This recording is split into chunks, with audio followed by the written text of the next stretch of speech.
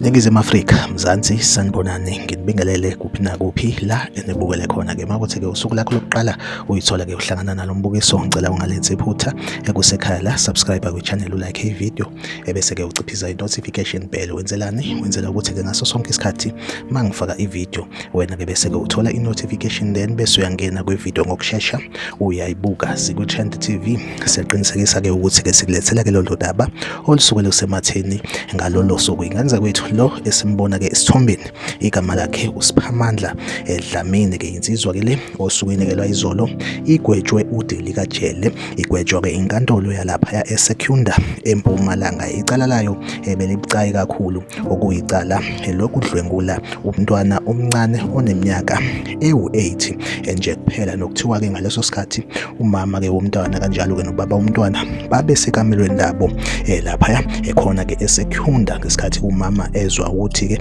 engathi-ke usephethwe indlala phakathi nobusuku, nothe mayivuka ethi uyolukisa-ke okuya ngasethunjini, wanothisa ukuthi-ke ekamelo lomntwana ngathi-ke khona okushaya amanzi. Nathi mayivula-ke isicabha, wamthola-ke uSiphamandla lo ephezu komntwana emnukubeza ngokocansi. Usukwini-ke lwayizolo ubeke ezigwetshwa udile kajele, engicabanga ukuthi-ke isigwebo esi-right for isenzo esifana nalesi. Umndeni kanjalo-ke nomntwana bayitholile-ke i-justice. Like i-video, usubscribe kwi-channel, uphinde ucommente kwi-comment section ungitshela ukuthi kuthini uphawula kwakho ngalolu daba. La kwi-Trend TV sohlezi ngikhona ngulethela-ke nje indaba eyisematheni usuku nosuku. Ahlangabezane kwi-video elandelayo.